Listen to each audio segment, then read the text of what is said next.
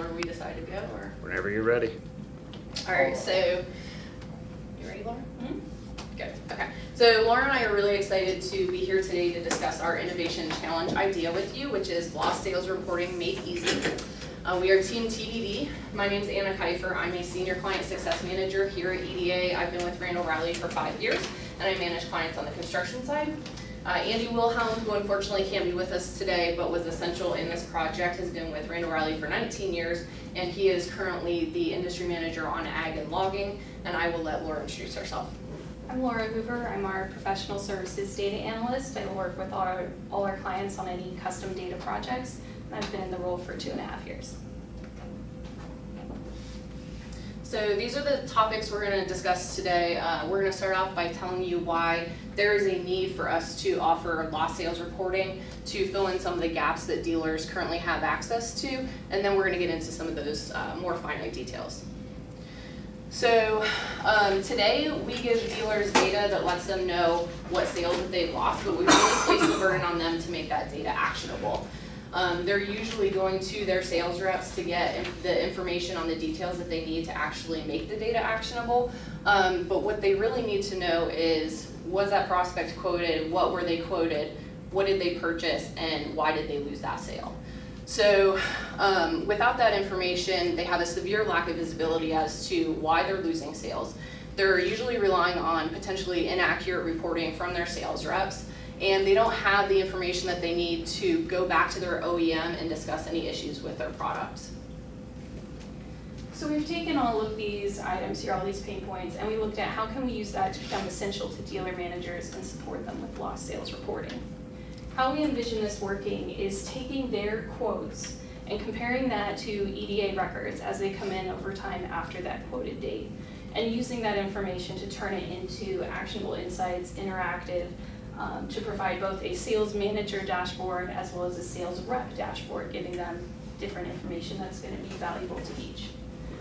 As we talked about this, we talked about a few customers who we've talked through this idea with in the last year or so, a couple being Tractor and Equipment, Kirby Smith, Cat Mustang, and the most recently, just earlier this month, JCB. They're all very excited about closing this gap, but are not quite sure how to do it. So a lot of the potential we see for this is the ability to give them the insight for sales coaching, as well as tracking or monitoring retention trends, new accounts, new opportunities, and then bringing visibility to those gaps in their close rates and understanding, is that by rep? Is it because of geography? Is it because of product? And narrowing that down and using the data to drive their strategic decisions to close those gaps. So how we envision it working is 4 different steps. The first step is going to be the client admin going in and mapping their equipment that they sell to our equipment database and basically saying, hey, this is like equipment that would count as a lost sale to us, and we would obviously give them an admin dashboard to do that. The second would be taking their quotes, so either whether that's coming from their internal business systems or maybe a quote generator tool that we have created for them to use, matching it to the UCC transactions, and looking at what type of equipment and within a specific time frame to identify it as a lost sale. The third would be sales territory alignment. That would be key to linking who the sales rep was on that lost sale. And then the fourth piece would be the lost sales reason coding, which would be sales reps being able to actually go in and say, this is why we lost that sale. We do know that engagement of getting the sales reps may be a little difficult, so we did discuss addressing that with perhaps some gamification within the UX, as well as maybe offering something like look-alike leads, scored leads for them, so they have some incentive to actually go in and do that. To help visualize what this looks like, what this output could be, we've built a mock-up of sorts of the dashboard, where how we envision dealers can go in and look at their won and lost volume over time, see what quotes are out there, who's been quoted by who, and other breakdowns as well. But this would definitely need some drill down capabilities to be able to see by sales rep, or alternatively to drill down by equipment, so you can identify which models are you struggling with. Are you quoting the right equipment for what someone's eventually selling?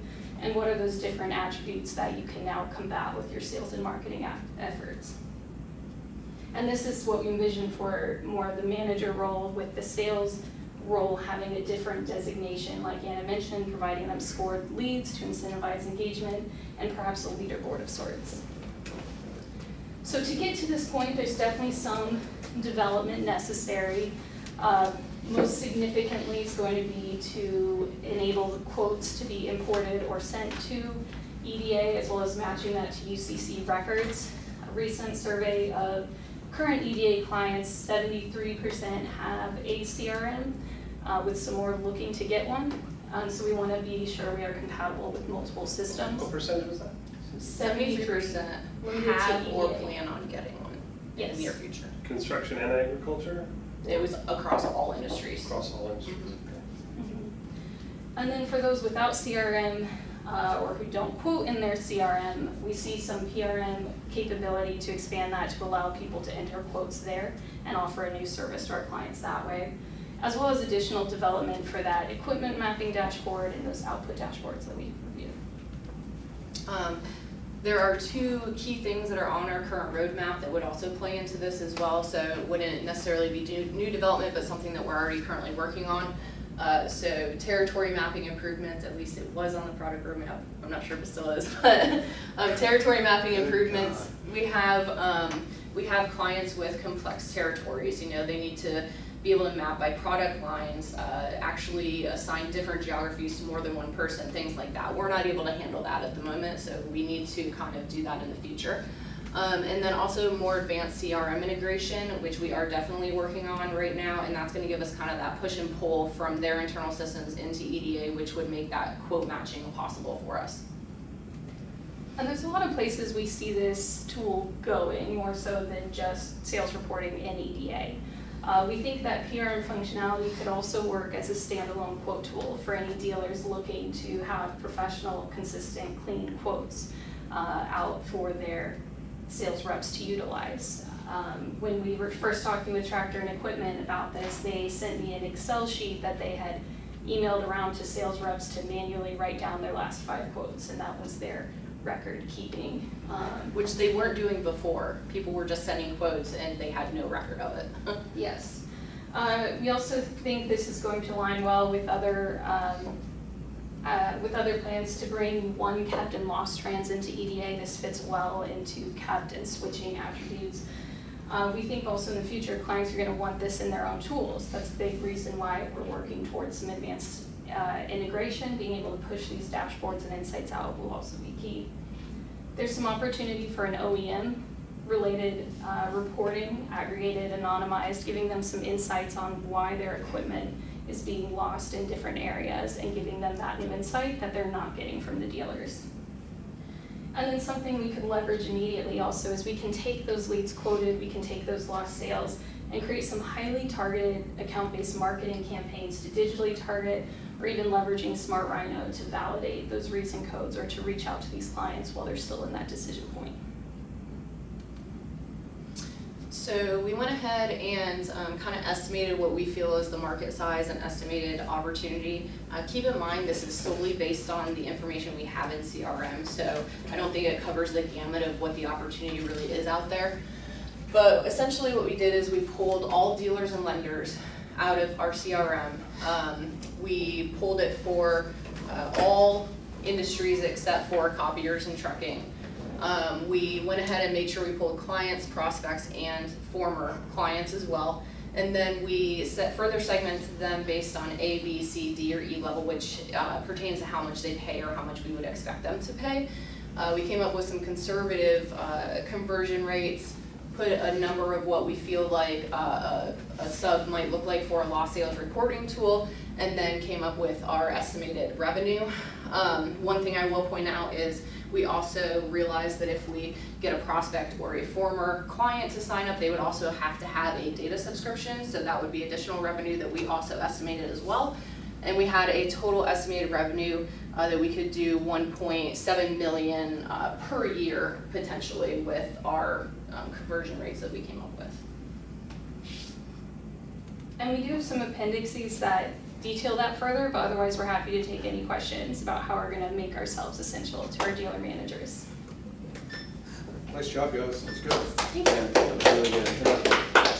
Given the low sophistication of a lot of dealers, do you think the added complexity of ingesting the quotes would get in the way of maybe just sort of like a lost sales report in your AOR by equipment type? Do you think you get a lot of the way there without the complexity? I think that's where it's getting lost today. If we're able to pull it from their CRM so they don't have to enter things twice, that's going to do the matching in the background and they just see the results. Yeah, because that is the struggle right now. I mean, they see what sales they lost, but they have no idea why did we lose it, or they have to go look in their systems and say, did we quote it? What did we quote them? But if we could just give them that information right up front and they can see it, they can do reporting on it, they can actually analyze the trends and stuff, and that would get them that next step further past what they have today. So I thought y'all did a great job. I think you are among the top presenters that we've seen in terms of like being very smart about what you're talking about and absolutely sort of knowing the material cold. So y'all did a really great job there. Is there any challenge around getting quotes from dealers? I know, like, for example, on the recruiting side, we've talked a ton about getting higher data. They just don't want to share it. Is there any reason, have you run into any pushback from a dealer saying, I don't want you to have all the business that I'm quoting? How will you not wait, 30 days and sell sell leads of people I quoted to my competitor? I mean, or people just fine sending that over?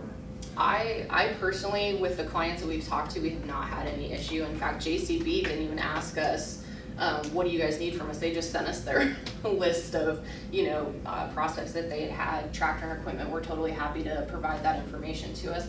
I think we're reputable enough, and we also obviously could provide them with any documentation that they need to state, but I don't think that would be an issue, because I think they would see the value in getting the information that they need from it, because they're obviously not able to glean it currently. Most likely the people who we would gain the most money from would be the ones that have some kind of formal quoting system, right?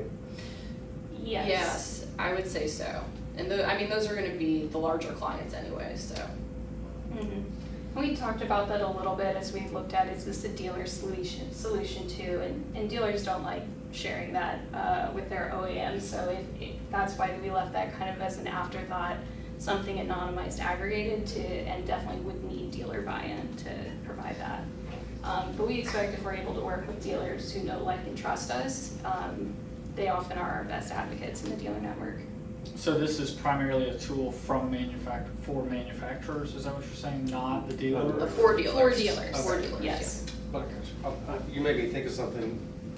With the big dealer networks that are big OEMs that have their own, like JD AIM and stuff like that, do you know if they quote out of that and you could get aggregate data? Oh, they're usually housed decentralized. Okay. Yeah, each dealer would house their own. There are like promoted, like dealer supports these CRMs, and then the dealers can pick which ones they want. Gotcha. Yeah. I also thought y'all did a great job, and I think this addresses the #1 strategic thing we need to do in the data business, which is get more wallet share from clients. We want to raise the average monthly spend of the people who are already doing business with us, and it gives us a good way to do that.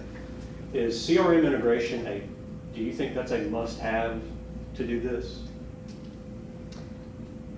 It depends how you define CRM integration. It can be a lot of things.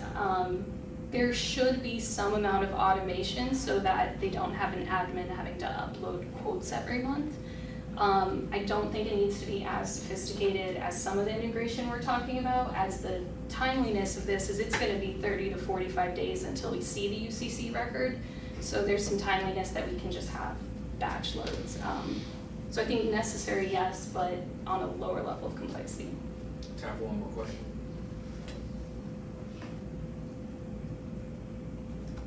Thanks, guys. I did want to ask, just sorry, this was already asked in a way, but could you just bottom line, what is your #1 concern of adoption?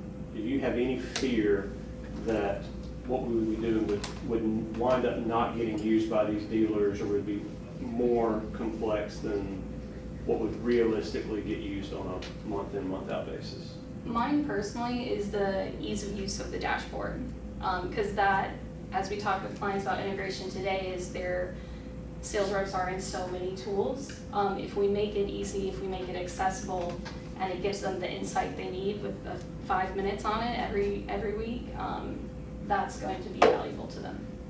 And then I just add to that, you have sales reps that are gonna be excited to do it and technologically savvy in it and wanting to put that information in there, and then there's gonna be other ones that we're gonna have to find some good incentives for. How essential, I know we have only one, but how essential is getting that feedback from the rep? Can you do enough with the quote to lost business to give some kind of value? I Yes. think you can, absolutely. The reason code is definitely an after the fact item. We also talked about how it's kind of interesting. They may not know they lost the sale until we tell them, hey, something else was bought. Thought about doing some pop-up notifications. They may not like that. You lost a sale. But without the reason code, you're still able to see your quote volume, your lost sales volume. You just may take other avenues to figure out why. And you can see what they purchased opposed to maybe what you quoted and make that type of analysis as well. And even just adjust your pipeline reporting. Like, I actually really like that. Like, You're doing predictive on it, like.